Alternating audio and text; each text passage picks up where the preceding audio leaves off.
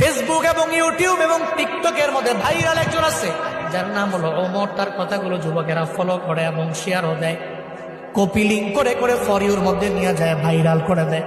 আমি গতকালকে তার একটা ভিডিও দেখলাম, তার মায়ের মানে সে কেমন এটা আমি জানি না, তবে এই ভিডিও দেখার পরে আমি দেখলাম যে মা পাগল ছেলেটা চোখের পানি ফেলায় মায়ের জন্য কান্দে। নেপালের পাহাড়ের সামনে দাঁড়াইয়া বলতেছে, আমার মা দুনিয়ার মধ্যে আমার সবচেয়ে বড় আপন। আমার মায়ের বিরুদ্ধে কথা বললে আমি কোনো আইনও মানি না, কাউরে আমি চিনি না, কারণ মায়ের মতো আপন আমার দুনিয়ার মধ্যে কেউ হতে পারে না।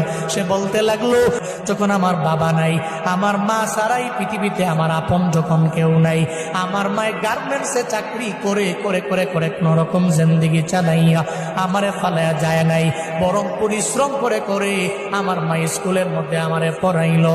আজকে আমি অনেক মশহুর হয়ে গেলাম, প্রসিদ্ধ হয়ে গেলাম, সবাই আমারে চিনে, তবে আমি মায়েরে ভুলতে পারি না।